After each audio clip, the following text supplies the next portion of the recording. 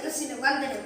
ഞാൻ ഇന്നിവിടെ സംസാരിക്കുവാൻ പോകുന്നത് കോവിഡ്-19 യാഥാർത്ഥ്യവും അതിജീവനവും എന്ന വിഷയത്തെക്കുറിച്ചാണ്. മനുഷ്യന്റെ കണ്ടെത്തലുകൾ ചൊവ്വാ പര്യവേഷണത്തോളം ശാസ്ത്രലോകത്തെ ഉയർത്തിയിരിക്കുന്നു. ആഴക്കടലും പർവ്വത നിരകളും അവന് നിഷ്പ്രയാസം പ്രാപ്യമാണെന്ന്.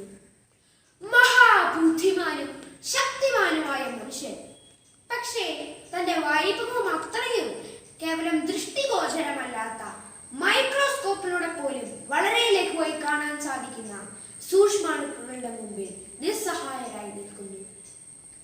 കോടിക്കണക്കിന് മനുഷ്യരെ ബാധിച്ച, ലക്ഷക്കണക്കിന് മനുഷ്യരുടെ ജീവൻ അപഹരിച്ച ഈ മഹാമാരി ഇന്ന് ലോകമെമ്പാടും വ്യാപിച്ചിരിക്കുന്നു. മനുഷ്യർ പ്രാണവായുവിനായി പിടയുന്നു. ഭക്ഷണം കഴിക്കാൻ വയ്യാതെ, സംസാരിക്കുവാൻ കഴിയാതെ, എന്തിന് നേരെ ശ്വാസമെടുക്കാൻ പോലും കഴിയാതെ എത്രയോ പേർ ഈ മഹാമാരിയുടെ പിടിയിൽപ്പെട്ടുപോയി. സ്കൂളുകളും ഓഫീസുകളും പ്രവർത്തിക്കാതായി, തൊഴിലുകൾ നഷ്ടമായി, വ്യവസായങ്ങളും വ്യാപാരങ്ങളും നാമം മാത്രമായി, ലോകം തന്നെ ഏതാണ്ട് നിശ്ചലമായി. എന്നാൽ ഇതിന്റെ മറ്റൊരു വശം, മാസ്കിൽ മുഖം വെളുപ്പിച്ച് വീട്ടിലേക്ക് ഒതുങ്ങിയ മനുഷ്യർ പ്രകൃതിയെ അറിയുവാൻ തുടങ്ങി.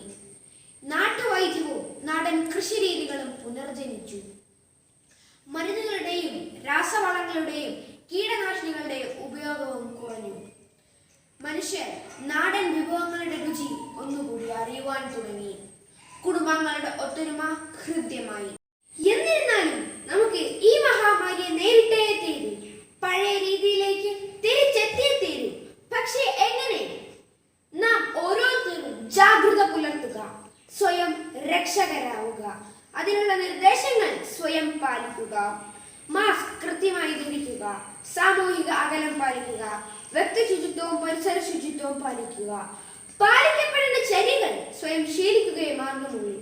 അതിനായി ലോകം ഒന്നായി ചിന്തിക്കുന്നു, പരസ്പരം സഹകരിക്കുന്നു. നമുക്ക് പ്രാർത്ഥിക്കാം. ലോകാ സമസ്ത സുഖിനോ ഭവന്തു. നന്ദി.